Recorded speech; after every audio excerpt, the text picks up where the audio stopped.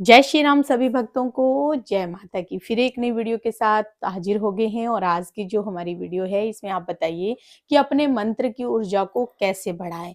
कैसे जो है हम अपने मंत्र में ऊर्जा प्रवाहित कर सकते हैं और ऊर्जा को जो है बढ़ा सकते हैं। आज की वीडियो इसी विषय पे है। अगर आप भी साधना के क्षेत्र में हैं या साधना के बारे में जो है जानना चाहते हैं तो अंत तक बने रहना, तभी आपको सारी वीडियो समझ में आएगी। अगर अभी तक चैनल को सब्सक्राइब नहीं किया है और गुरुजी को इंस्टाग्राम और फेसबुक पर फॉलो नहीं किया है तो वहां पर भी जाकर जो है देखिए, वहां पर आज भी लाइव हमारी आएंगे। वीडियो। और आज रात को लाइव 8 बजे आप सभी भगत जो है जुड़ जाइए। चलिए शुरू करते हैं आज की वीडियो। जय श्री राम। जय श्री राम, जय श्री बालाजी महाराज।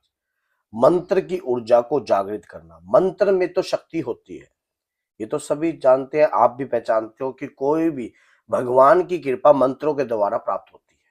मंत्रों के द्वारा ही उनका स्नान होता है, मंत्रों के द्वारा ही उनका आह्वान होता है, मंत्रों के द्वारा ही उनको भोग ग्रहण होता है और मंत्रों के द्वारा ही हमारे शरीर पर कुछ शक्ति धारण होती है।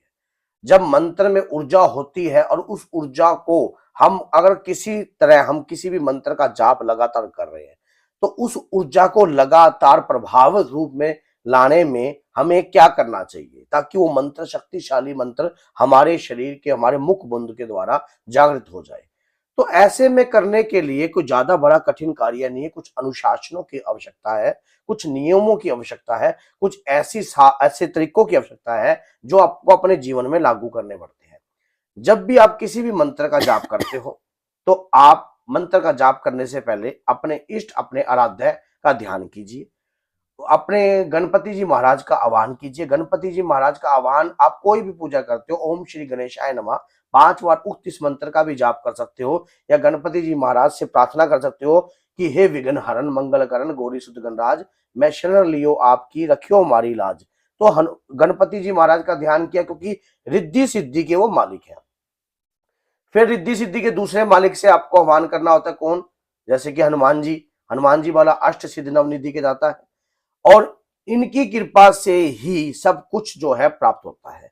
हनुमान जी कलयुग के जागृत देवता है, जागृत देवता का आह्वान करोगे तो कोई भी आपके मंत्र जब आप जाप करते हो तो आपकी परीक्षाओं में कोई विघ्न नहीं डाल सकता है किसी भी प्रकार का, क्योंकि बाबा की मंत्र का जाप कर रहे हो, मान लो आप जाप कर रहे हो ओम नमो भगवते वासुदेवाय का या ओम हम हनुमते नमः या कोई भी ऐसा मंत्र का जो समय है वो ऊर्जावान भी होना चाहिए।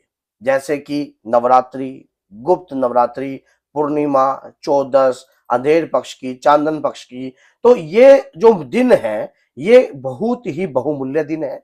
इन दिनों को हर व्यक्ति नहीं समझता।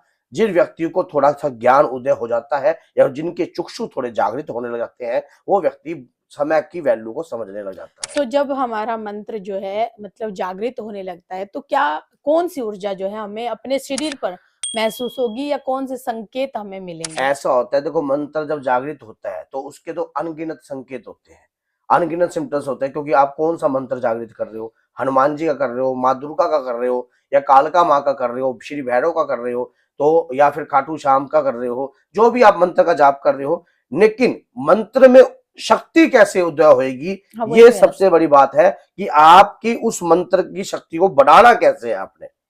आपने बढ़ाने के लिए सबसे पहले जब भी आप मंत्र का ध्यान करोगे, मान लो आप 41 दिन के लिए कर रहे हो, 21 दिन के लिए कर रहे हो या कोई भी संकल्प लेकर कर रहे हो, अपने नियम बना लीजिए। सुबह स्नान आदि होकर रुद्राक्ष की माला लीजिए या रुद्राक्ष की माला लीजिए या सेप्टिक की माला लीजिए, मंत्र के ऊपर डिपेंड होता है। अगर तो रुद्राक्ष की माला, मैं तो जितने भी मंत्र जागृत करता हूँ रुद्राक्ष की माला से करता हूँ। रुद्राक्ष की माला गौमुखी में रखकर गणेश जी महाराज का ध्यान, हनुमान जी महाराज का ध्यान, मंत्र की मालाओं को जपते रहिए, जपते रहिए। धीरे धीरे मुख से बोलकर जप रहे हो, पहली बार कर रहे हो तो बोलते रहिए, बोलते रहिए, बोलते रहिए, बोलते रहिए। धीरे धीरे 11 माला, 21 माला, ये आपका टारगेट होना चाहिए। दोपहर के, सुबह के समय किया, फिर जब सूर्य उदय हो जाए 10 मिनट नारायण देव के सामने आपको ये करना चाहिए। आप ऊपर चले जाओ, कहीं भी अपने छत पर आसन बिठाइए, बैठिए, गौमुखी ले जाइए और वहां पर बैठकर सूर्य की तरफ देखकर हल्का ध्यान कर कर अपने आप ही, क्योंकि सूर्य से ऊर्जा एक्टिवेट होती है और आपके शरीर के अंदर भी जो चक्र है वो भी एक्टिवेट होते हैं। या फिर सूर्य की तरफ पीट कर कर भी कर सकते हो, मुख मुख कर कर भी कर सकते हो। फिर मंत्र का वही मंत्र जो आप कर रहे हो उसको भी जाप करने लग जाइए, लगातार जाप कीजिए। अगर उस दौरान बीच में पूर्णिमा आ जाती है तो चंद्रमा की रोशनी में भी मंत्र जाप करना चाहिए। ये देवी देवता है, सबको पता है ये पंच देवताओं में सूर्य देव नारायण देव है, तो उनकी भी कृपा आपके ऊपर जब पड़ती है संसार में, आप जो आपको पता है कि हर व्यक्ति को प्रकाश देते हैं, जब वो प्रकाश देते हैं तब वो ये नहीं देखते कि ये अमीर है ये गरीब है या पशु है तो पक्षी। हमें सूर्य देव के अनुशासन को धारण करना चाहिए। ये देखना चाहिए कि जब सूर्य मत भेद नहीं करते, कोई कौन हिंदू है कौन मुसलमान है, कौन उनकी जाति का है कौन की जाति का है, तो हमें भी नहीं करना है। मंत्र के दौरान अपने आप गाली गलौज इस प्रकार का व्यवहार को बिल्कुल त्याग देना है।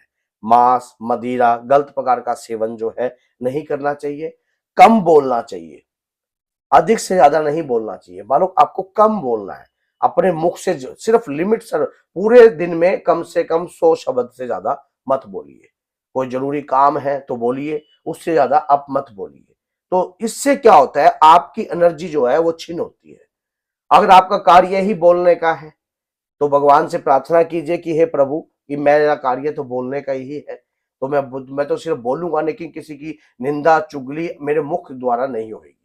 तो अगर इस प्रकार की कुछ अनुशासन, और फिर माला को जो आप सोच रहे हो कि एक ही समय जाप करोगे या सुबह शाम करोगे, माला को मैं तो कहता हूँ कि 5 समय जाप करना चाहिए, लगातार जाप करना चाहिए। शुरुआती तौर पर धीरे धीरे जो समय है, मान लो आप जैसे गुप्त नवरात्रि होती है, आगे कोई नवरात्रि आती है, या कोई अच्छा दिन होता है, हनुमान जो भी जन्मोत्सव। हनुमान जन्मोत्सव होता है, पूर्णिमा होती है, अमावस्या होती है, चौदस होती है, अष्टमी होती है, नवमी होती है, तो इन दिनों को आपको खाली नहीं जाने देना है।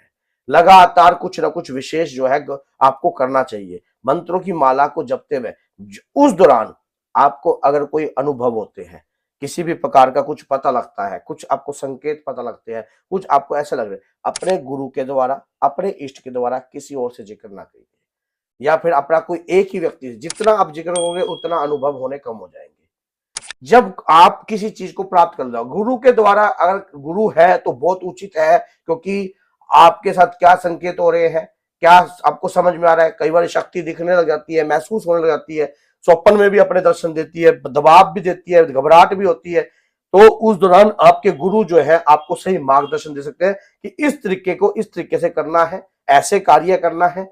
अब जैसे कल मेरे पास यूट्यूब के माध्यम से दरबार में लोग आए, तो उनको मैंने जो ज्ञान दिया वो खुद बोले अपने मुख से कि गुरुजी हमें अभी तक इस बात का पता ही नहीं था, इस तरीके का। तो बहुत बढ़िया है, मेहंदीपुर बालाजी जाते हुए उनको 20-20 साल भी हो गए हैं कईयों को, तो लेकिन उनको यही नहीं पता कि ये कार्य भी करना होता है। मेरी वीडियो देखकर वो बालाजी जरूर गए हैं, लेकिन अब तक मेरे से मिले नहीं थे, लेकिन लाइव स्ट्रीम में जुड़ने के बाद दरबार में आए, दरबार में आने के बाद उन्होंने कार्य किया, कार्य करने के बाद उन्होंने जो सुना, और उस चीज से वो कहते हैं कि वाकई में हमें इस चीज का पता ही नहीं था, काफी लंबे समय से जा रहे हैं। तो इसी प्रकार से आप समझदार होकर अपने जीवन के कुछ रूल बनाकर, कुछ नियम बनाकर अगर मंत्रों का इस प्रकार करोगे तो मंत्र में ऊर्जा उत्पन्न होगी ही होगी, क्योंकि उनके अंदर तो ऊर्जा है, जैसे एक सिम होती है, जब हम उसे मोबाइल में लगाते हैं तो वो उस वक्त एक्टिवेट नहीं होती है, लेकिन उसके द्वारा हम उसके परफॉर्मा होता है, कुछ फिंगरप्रिंट्स वगैरह आईडी उईडी देके ऊपर 24 घंटे का समय वो देती है कि 24 घंटे में आपकी सिम कभी भी एक्टिवेट हो सकती है। इसी प्रकार से आपके ऊपर भी ये होता है कि 41 डेज के अंदर अंदर, 108 दिनों के अंदर अंदर आपका मंत्र कभी भी आपको प्रभाव दे सकता है। शर्त यह है, सिम एक्टिवेट होने से हमें पता लग जाता है, हमारे को वो प्रभाव जो होते हैं मंत्रों की शक्तियों के अनुभव होते हैं वो हमें पता नहीं लगते, कहीं ना कहीं हम मार खा जाते हैं गुरु के बगैर। तो ये कार्य होता है। तो बोलिए जय सीताराम, जय श्री बालाजी, जय बाला।